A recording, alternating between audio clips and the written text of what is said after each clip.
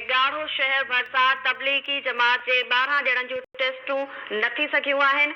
उन जा वधीक तफ़सील मालूम कंदासीं। असां लाइन ते मौजूद आहे ठट्टो खां KTN न्यूज़ जो रिपोर्टर महबूब बिरोही। जी महबूब, वधीक कहिड़ा तफ़सील आहिनि? जी, कोरोना वायरस के खदशे सबब ठट्टे ज़िले अंदर पुलिस के पारां तोड़े ज़िले इंतजामिया पारां जेतोणीक जेके तबलीगी जमात सां ताल्लुक़ रखंदड़ जेके माण्हू जेके मुख़्तलिफ़ हंधनि ते आहिनि उन्हनि जे ख़िलाफ़ क्रैकडाउन जारी आहे, पर उन हवाले सां का ख़ासि पेशकदमी न पई थिए।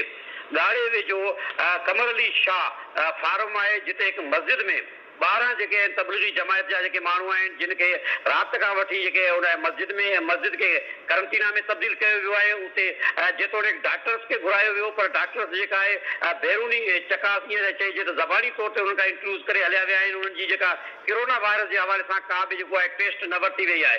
साॻी रीति ते जमपीर जे भरिसां ॻोठ माकिर पियो ॿार चाहे उते 13 जेके आहिनि तबलीगी जमात जा माण्हू आहिनि जिन खे पुण हिकु मस्जिद में करंटीना में तब्दील कयो वियो आहे। उहे बि उन ॻोठ में आहिनि ऐं उन्हनि जे हवाले सां बि जेके कोरोना वायरस जे हवाले सां जेके टेस्टूं आहिनि उहे न थी सघियूं आहिनि। अलबत्ता पुलिस ऐं डॉक्टर्स जेके आहिनि डॉक्टरनि उते मुआइनो कयो आहे, पुलिस उते मौजूदु आहे, पर हिन हवाले सां का ख़ासि पेशकदमी न पई थिए।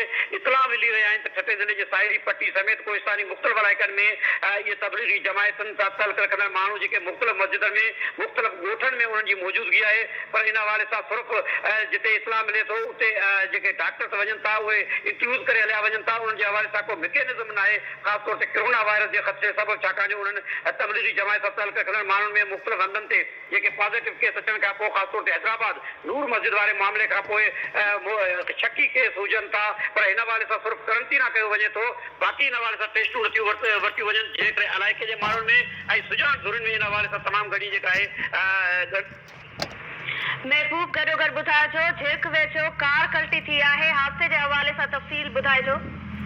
जी, झिरक वेझो अॼु अफ़सोसनाक हादसो पेश आयो अंगौर वटि, जंहिंमें तेज़ रफ़्तार जेका कार आहे उहा कल्टी थी पई, जंहिंजे नतीजे में जमपीर वासी जेके आहिनि 2 नौजवान आहिनि, अब्दुल सत्तार बिरोही ऐं नियाज़ बिरोही, उहे ॿई तॾहिं ते फोत थी विया जॾहिं त हिकु ॼणो जेको आहे नौजवान आहे वली मोहम्मद, उहो ज़ख़्मी थी पियो। ज़ख़्मी जी हालत हाणे बहितर आहे, पर फोती जेके 2 ॼणा आहिनि उन्हनि जी थोरी देरि अॻु में जमपीर जे भरिसां जेका आहे बिरोही ॻोठ में तदफ़ीन थी आहे।